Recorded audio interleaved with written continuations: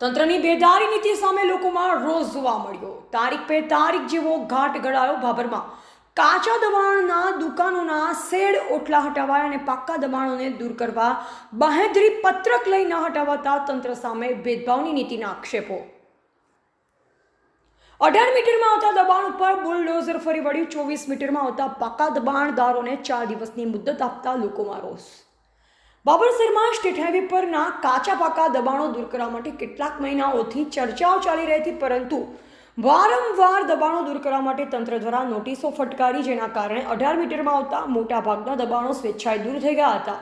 બાબરમાં દબાણ હટાવો ઝુંબેશ ક્યારે આવશે તેવી ચર્ચાઓનો શુક્રવારે દબાણો હટાવો તંત્ર કામે લાગતા અંત આવ્યો હતો।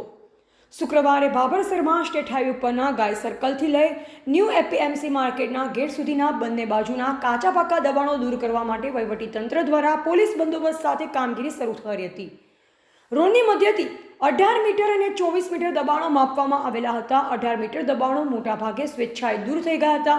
24 મીટરમાં આવતા દબાણોને વહીવટીતંત્ર દ્વારા માત્ર ઓટલાઓ તેમજ દુકાનના શેડના દબાણો તોડી પાડ્યા હતા, જ્યારે 24 મીટરમાં આવતા પાકા દબાણ ઉપર વહીવટીતંત્રએ રહેમ નજર રાખી નોટિસ આપી એક મોકો આપ્યો હતો કે દિન 4માં દૂર કરવા બાંહેધરી આપી હતી।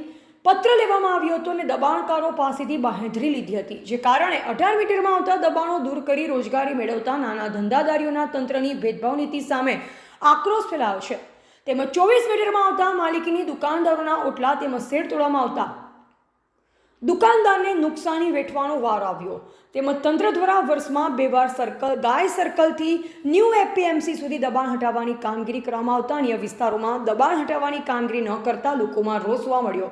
તેમજ વારંવાર લારી ગલ્લા તેમજ શેડ હટાવતા લોકોમાં રોષ જોવા મળી રહ્યો છે ને નાના ધંધાદારીઓની રોજીરોટી હાલ તો છીનવાઈ ગઈ હોય તેમ લાગી રહ્યું છે। તેમજ દુકાનદારના ઓટલા તોડતા હાલ તો 2000 થી 10,000 સુધીનું નુકસાન દુકાનદારોને જોવા મળી રહ્યું છે। ખબર ગાય સર્કલથી માંડી અને બસ સ્ટેન્ડ સુધી દિયોદરના રોડ સુધીમાં જે નગરપાલિકા માર્ગ અને મકાન રાજ્ય અને નગરપાલિકા વિસ્તારની હદમાં જે બિન અધિકૃત દબાણો અગર લારી ગલ્લા અગર બિન અધિકૃત માણસો જે બેઠેલા છે એ લોકોને દૂર કરવાનું એક અભિયાન માનનીય મદદનીશ કલેક્ટર સાહેબની સૂચનાથી આજે આયોજન કરવામાં આવેલું છે, જેના ભાગરૂપે પ્રથમ તબક્કે 18 મીટરમાં આવતા તમામ દબાણો ફરજિયાત દૂર કરવાના થાય છે, જ્યારે 18 થી 24 મીટરમાં માનનીય મદદનીશ કલેક્ટર સાહેબના માર્ગદર્શન મુજબ દબાણો દૂર કરવાના થાય છે।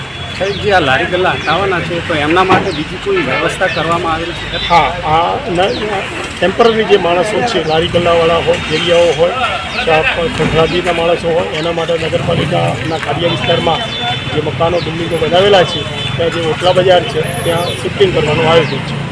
કેટલા સમયમાં રોડની કામગીરી શરૂ કરવામાં આવે? રોડનું મારી જાણકારી મુજબ હમણાં જ મેં એના જે એસઓજીની ચર્ચા કરી તો એમનું એવું કહેવું છે કે આનું રીટેન્ડરિંગની કામગીરી ચાલુમાં છે। ટેન્ડર સેન્કશન થયું નથી, રીટેન્ડરિંગ સેન્કશન થઈ જશે એટલે તરત જ આનું કામ હાથ ઉપર લેવાનું। સાહેબ, 18 થી 24માં કોઈ સરકારી સંસ્થાઓના દબાણો આવતા હશે તો એમના પર શું કાર્ય? એ જરાક સાહેબ એમની રીતે નિર્ણય કરશે। અમારા માનનીય મદદનીશ કલેક્ટર સાહેબ જરા પ્રસ્તાવ ઉપસ્થિત થશે તો સર એને નિર્ણય કરશે। અહેવાલ ગોપાલ પુજારા, સંબંધ ભારત ન્યૂઝ, બાબર, બનાસકાંઠા।